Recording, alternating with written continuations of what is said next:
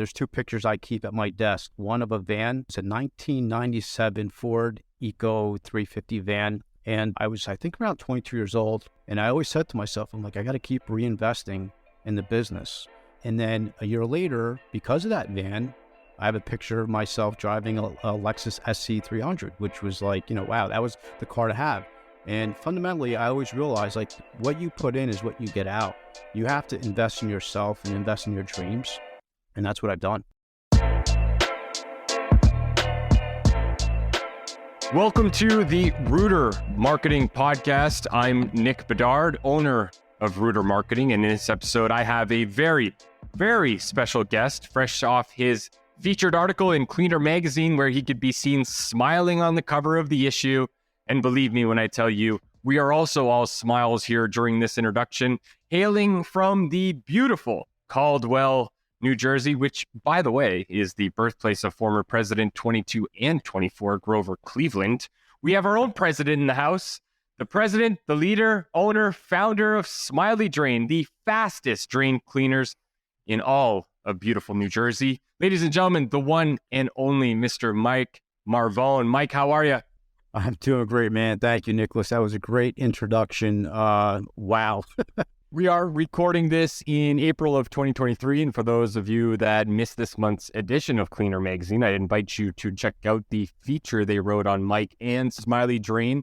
A very, very good breakdown on who they call the marketing maestro, and that's exactly where we're going to start today. Mike, I want to skip over the traditional stuff like where are you from, where do you grow up, and all that, and get right into it. You've got a laser-focused approach to marketing. You're very calculated, very strategic.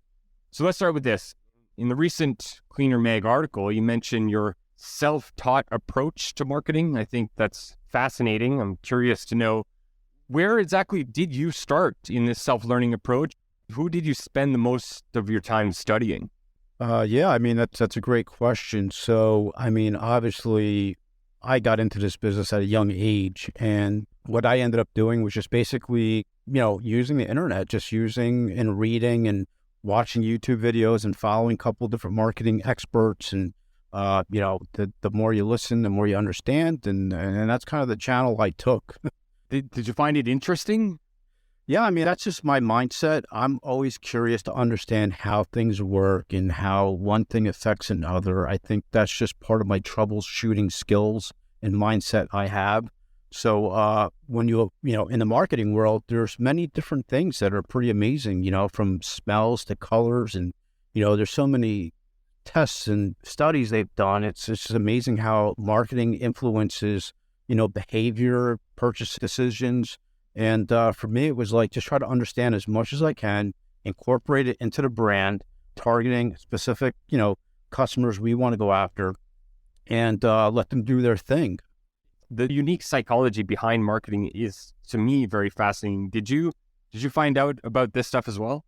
Yeah, I mean, as I started listening and understanding, every time, something was answered, and, in a way, it was like, wow, why do people like shiny things? Well, it's embedded into us. You see something shiny, the caveman would be like, oh, that's water. We need water.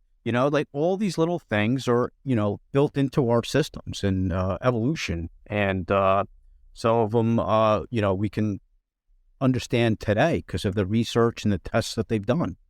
And I think that's like amazing. There's been so much change in like the tech world when it comes to marketing. Did you find that? Did you kind of notice this at all? And how were you able to kind of keep up with the speed of change in technology? Yeah. So when I first started in the business, I would say it was about 18 years ago, 15 years ago. Things were evolving with Google, PPC, and mainly like organic searches. And like back then, it was like always. Organic is where you need it to be. I mean, if I would have known, 10 years later that, Google and other platforms were going to monetize every piece of real estate, I probably would have pivoted in different directions. But I always realized, what I started realizing is that, you can do all these great things, be a great company, great customer service, do all these things, but why does a customer choose another company over you? It's because, what is the reason behind it? And then we start digging really deep. You start really understanding, some of the marketing implications and customers' decisions. Like, oh, wow, I recognize this truck. I recognize this logo. They're familiar with it. And familiarity, they'll just automatically skip over me and go to that guy because they've seen it before. And it's like subconsciously they call them. They could be the worst company in the world, but they'll get the phone call. They'll get the business. So, so those are the type of things that, I think of. It's really easy to just get locked into whatever platform. Let's take Google, for example. We have to keep up with Google's changes, and it's so easy to get boggled down into that. But I love your customer first approach. Oh, yeah, definitely. That's just being a good business person and also making sure you're giving the customer great value and providing the service when they need it. Like when the customer calls in, how many rings matter, right? Like Google's listening to that. When you use that Google click call action, they're listening to that. If they hear you go to voicemail, especially at Google local services, that's huge. That's not good customer service. So all those little things, there's so many data points, but it does factor your ranking. That's 100% true. So I think if you just go the extra mile and try to provide the best you can, Google's going to see that. Customers are going to see that. Google's going to recognize that. And you're going to be able to, capitalize on that. I'm going to say you could have the best marketing in the world, but if your system's not right, then what's it all really worth? I'll give you an example. The best marketing will bring you 500 calls a month, but your system can only handle, 75. You're leaving a lot of money on the table. I just finished reading this book. I should have read it a long time ago, but Atomic Habits by James Clear. He says something along the lines of, we strive towards our goals, but fall to our systems. How true is this, Mike? It's 100% true. You can make the phone ring and do all these different things and and flex what you know how to do to make the phone ring with your expertise. But at the end of the day, if you can't fulfill the commitment, if you can't handle the call, if the customer can't get serviced when they want it when it's convenient for them, then you failed. So if you don't have the structure, the foundation to facilitate high call volume, then stop. Don't focus on quantity. You have to focus on quality. That's the end goal. And speaking of systems, Mike, just 3 years ago, Smiley Drain had no system. In fact, Smiley Drain didn't even exist. Smiley Drain 3 years ago was just an idea, correct? Yeah, exactly. 3 years ago, it became an idea. How this all started was, I was just relaxing, sitting outside, just thinking about the different things I've done, like what I've accomplished and where I am.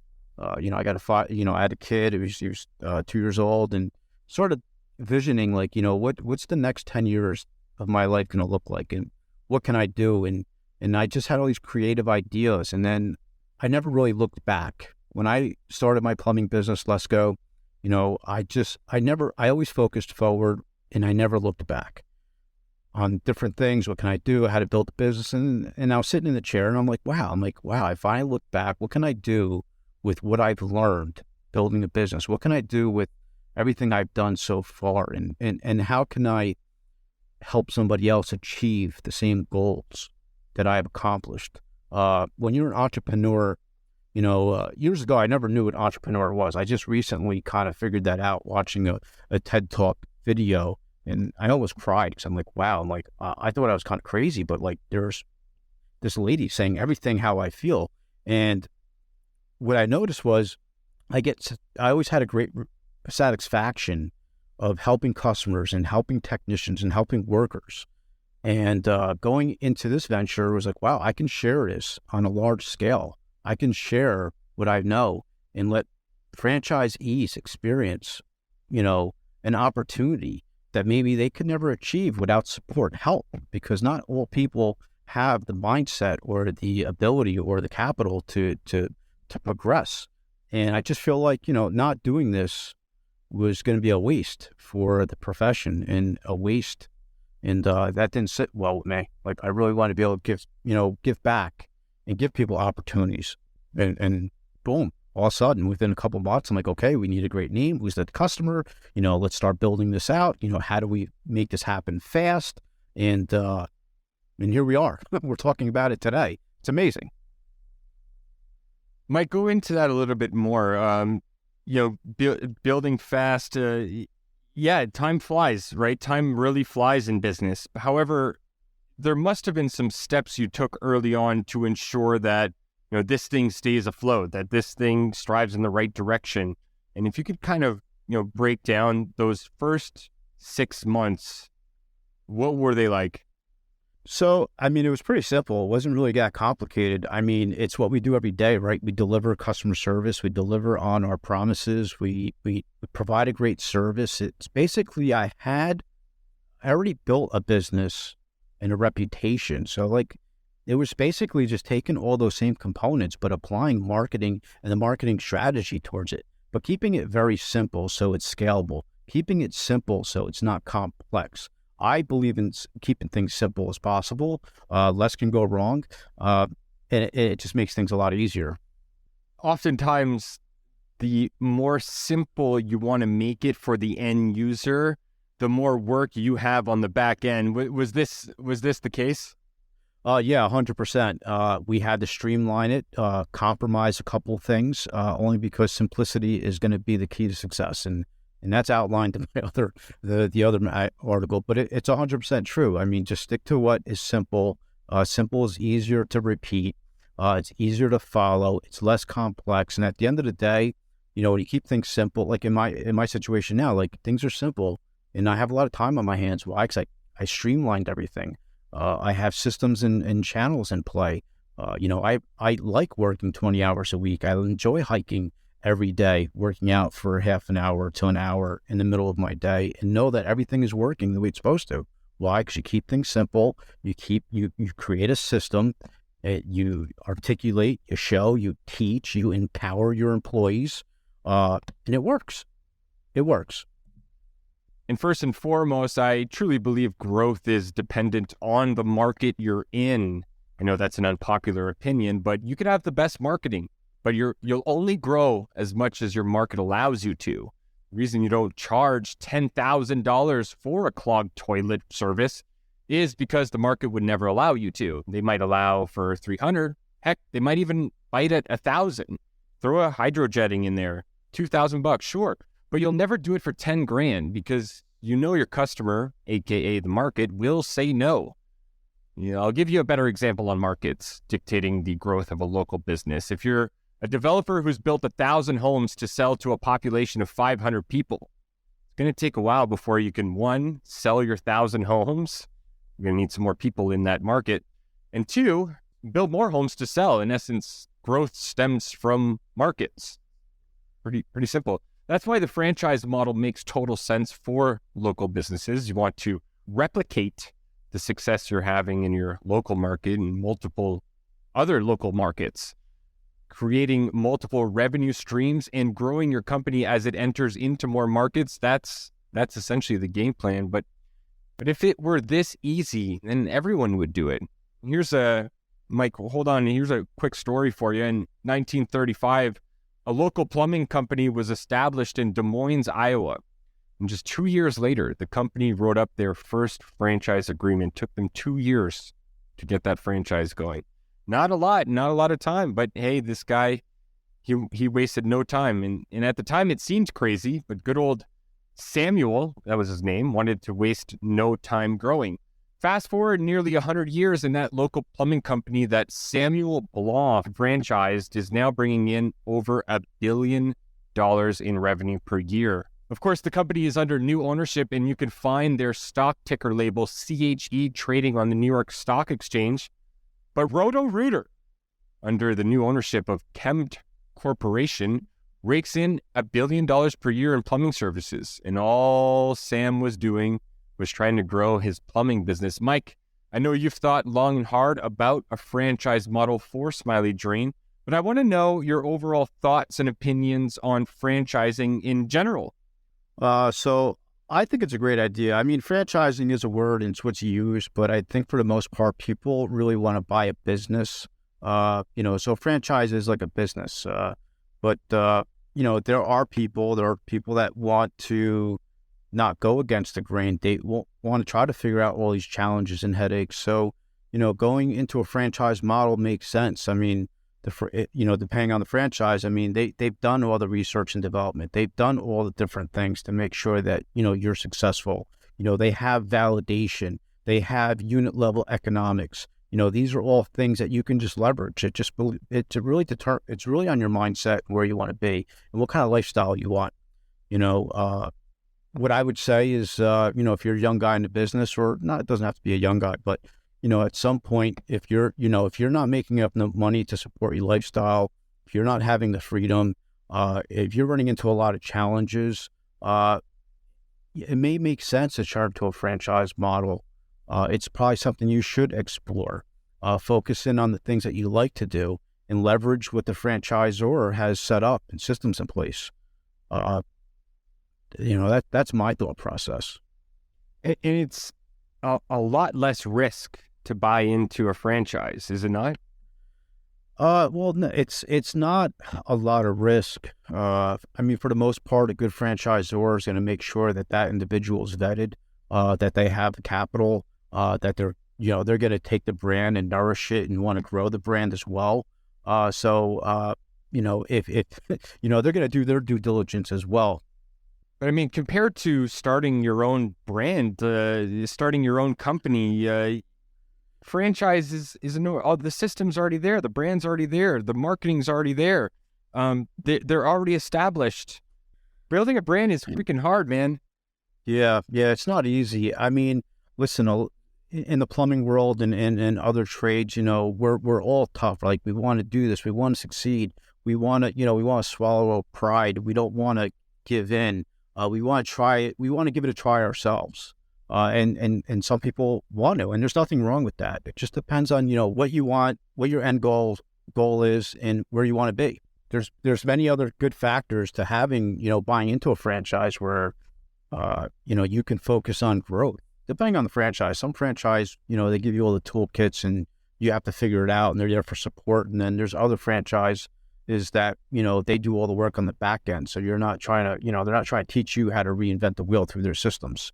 And here's the thing, Mike, creating a brand like Smiley Drain, you could enter this brand into a brand new race, into a brand new competition. It's like, well, now I'm not only competing against my own local market for Smiley Drain. Now I'm competing against other drain cleaning companies looking to franchise. You're in a whole different ballgame if you enter that. Yeah, it's a whole different world. I mean, it's what we do here on a large scale. Every territory is a new market, right? Like, you're looking at US, you're looking at Canada, or if you're looking at globally, right? I mean, there's a lot of areas, a lot of businesses, a lot of little hometowns where, you can grow your business, and get into different markets. I mean, it's just endless. It's actually kind of scary if you think about it. But you're not one to be scared, Mike? No, not at all. I'm anxious. I can't wait. It's this has been a fun journey, and I know we're just at the tip of the iceberg at this point. We're going to do everything we need to do to make sure that we can make this work and we add as much value as possible. And we're going to treat our franchisees like we treat our customers, right? Like, what is it? We want your feedback. Like, what is it that's going to make your life easier? How can we help you? And that's great. Like, it's just amazing what's ahead for this brand and for potential franchisees in the future. Homeowners across North America are looking for a smiley face to their clogged drain, and they won't have to look too far for too long because a Smiley Drain is coming to a market near you. Mike, you've been so generous with your time. I just want to pivot to one last question. Would you allow me to do that? Sure. And Mike, it pertains to being a business owner and the idea that it's actually really, really hard. And to steal a philosophy from the great American philosopher David Goggins, you really have to enjoy doing hard things, embrace the suck in life. But the Ben Horowitz book titled The Hard Thing About Hard Things is a more fitting line for this question. You enjoy all of the hard things that come along with being an entrepreneur or business owner. Can you recall some specific moments in your journey where you're at, the bottom of Mount Business Ownership, looking up at the summit saying, man, this is going to suck, but I'm ready? Yeah. So, I mean, of course, being in the plumbing business and talking about sucks, just sometimes some of the work that we have to do can suck. I mean, some of the spaces we got to get into and some of the work and so some of the stuff that splashes in your face. I mean, some of that stuff sucks. But I always never really looked up and said, hey, this is going to suck getting to the top. I always looked at every step I took and focused and made sure everything was planted before I took that next step. I think one of the things that does resonate with me and being a business owner and, before business, it's people, it's customers, it's meeting their needs. And that's one thing I always focused on, was trying to fulfill their needs and help a customer out. And, it's never about me, it's about the customer, and things will fall into place, focus. I think the best thing is to focus on your vision and your dreams and dream fulfillment. And then like all these other things come into place, and you have to have your purpose. And once you find that groove, it could be plumbing, it could be anything. As long as you follow that, things will work itself out, and you will find, success. And success doesn't always mean financial or having a lot of money. Success could just be accomplishing a goal that you have and taking one step to creating another goal. And I think that's called being successful. That's how you measure success. You mentioned you have to have purpose. What's your purpose? My purpose is helping customers and doing for others. I have a tattoo on my chest, and people ask me, what does that mean? And it goes across my collarbone. It says, love me more sometimes, right? And when I'm looking in the mirror, I read that to myself because I really think about customers and other people's needs before myself. And that's just me. I get more reward, giving than receiving. And things have worked out. And that's really your inner success. And you could be successful as a business owner, but to you, Mike, what's success to Mike Marvon? Success is making a difference, enjoying family, enjoying life, enjoying surroundings, and being content and happy. Can you recall a moment where you really felt it? For me, it all started when I was young. Like I said, there's two pictures I keep at my desk. It's one of a van. It was a 1997 Ford Eco 350 van. And I was, I think, around 22 years old, and I bought that van. And I always said to myself, I'm like, I got to keep reinvesting in the business. And then a year later, because of that van, I have a picture of myself driving a Lexus SC300, which was like, wow, that was the car to have. And fundamentally, I always realized, like, what you put in is what you get out. You have to invest in yourself and invest in your dreams. And that's what I've done.